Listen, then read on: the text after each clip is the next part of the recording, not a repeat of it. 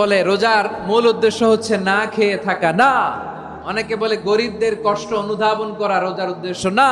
রোজার উদ্দেশ্য কি, সিয়াম পালনের উদ্দেশ্য কি, এটা আল্লাহ তাআলা স্পষ্ট এই আয়াতের পেছনে বলেছেন যে লাআল্লাকুম তাত্তাকুন, যাতে করে তোমরা আল্লাহ সচেতন হতে পারো, আল্লাহ ভীতি তোমাদের মধ্যে গ্রো করে, গড কনসাসনেস, আল্লাহ কনসাসনেস, আল্লাহ সচেতনতা যেন বাড়ে, দ্য সেন্স অফ অ্যাকাউন্টেবিলিটি, আল্লাহর সুপ্রিম কোর্টের কাঠগড়া এই দুনিয়াতে আমি যাই করলাম তার সবকিছু যে পাই টু পাই হিসাব দিতে হবে, এই sense, to enhance the sense that what ever we do Allah is watching me.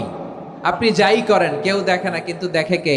শুরুতেই তো জিজ্ঞেস করেছিলাম যে কেউ যেটা দেখে না সেটা দেখেন কে, কেউ যেটা শোনে না সেটা শোনেন কে? এর নাম হচ্ছে লাআল্লাকুম তাত্তাকুন, যাতে করে তোমরা আল্লাহ সচেতন হতে পারো, আল্লাহ ভীরু হতে পারো। দুনিয়ার কেউ দেখে না কিন্তু আল্লাহ দেখে, এটাই রোজার মূল শিক্ষা আমার প্রিয় ভাইরা।